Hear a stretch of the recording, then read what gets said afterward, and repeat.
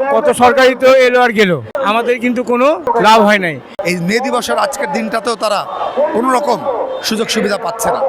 আজকে মহান মে দিবস 1886 সালের এই দিনে আমেরিকার শিকাগো শহরের হে মার্কেটে শ্রমিকেরা যে 8 ঘন্টা কর্মঘণ্টার জন্য যে আন্দোলন করে শহীদ হয়েছিলেন, সেই মহান আত্মত্যাগের আজ এত বছর পরেও বাংলাদেশ স্বাধীন হয়েছে।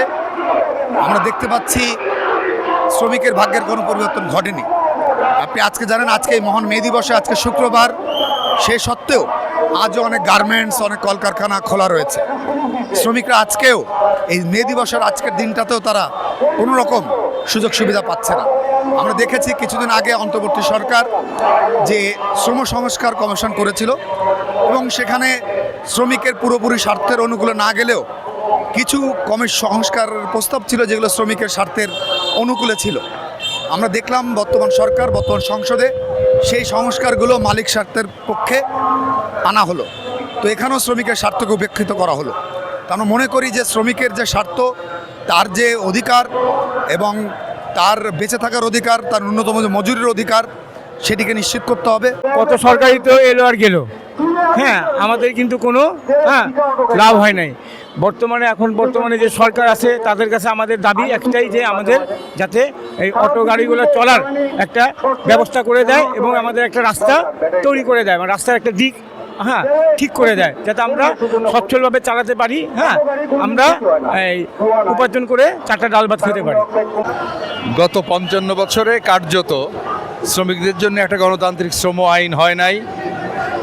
সকল শ্রমিকের যদি আজকে বাংলাদেশে প্রায় 7 কোটি 70 লক্ষ শ্রমজীবী মানুষ, তাদের জন্যে, সকলের জন্য একটা ন্যূনতম মজুরি এখনো হয় নাই।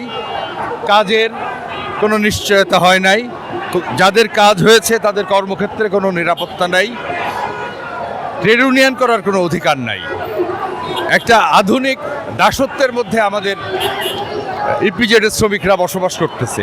তারই প্রেক্ষাপটে আজকের এই 141তম মে দিবসে আমি বাংলাদেশ সহ সারা পৃথিবীর শ্রমজীবী মানুষকে শুভেচ্ছা জানাই, ধন্যবাদ জানাই, লাল সালাম জানাই এবং এই মুহূর্তে সরকারের কাছে আহ্বান জানাবো, আসুন আপনারা অন্যান্য সরকারের মতো বৈরী আচরণ করবেন না।